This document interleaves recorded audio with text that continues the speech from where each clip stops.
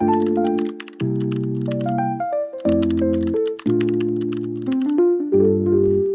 day, everyone. I'll be introducing the backwards design in curriculum. What is background design? A backward design curriculum is an educational framework where an entire course is reverse engineered by starting with the final learning goals in mind. Instead of planning from the first day forward by selecting textbooks and activities, educators establish the ultimate destination before mapping out the instructional steps. This approach shifts the focus away from what teachers is covering and places it squarely on what students are actually learning and retaining. Curriculum synthesis and Monterey. Backward design is a curriculum planning model developed by Grant, Richens, and J. McTighe.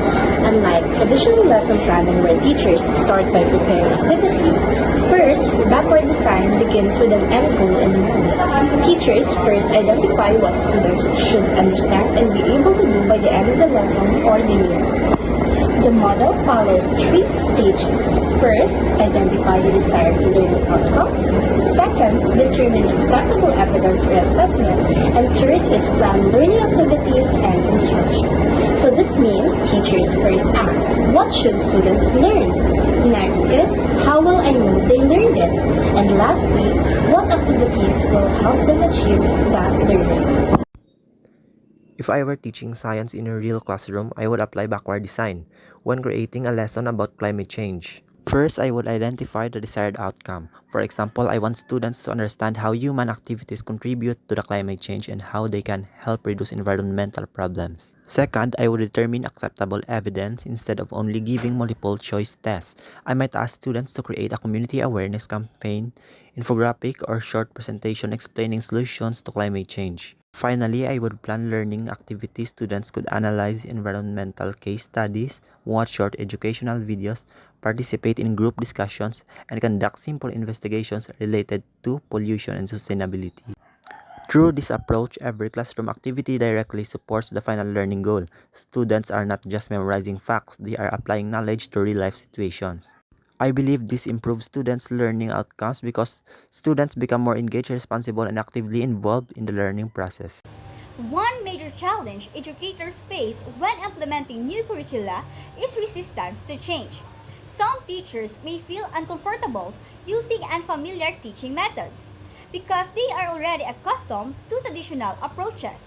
Others may struggle due to limited resources, lack of training, or time constraints. For example, designing lessons using backward design can initially take more time and careful planning compared to traditional lesson preparation. To overcome this challenge, schools should provide continuous professional development and collaboration opportunities for teachers. Workshops, peer mentoring, and curriculum planning sessions can help educators better understand how to implement new curriculum models effectively. School administrators should also provide support materials and encourage teachers to share successful practices with one another. I believe that when the teachers feel supported than pressured, they become more confident and open to innovation.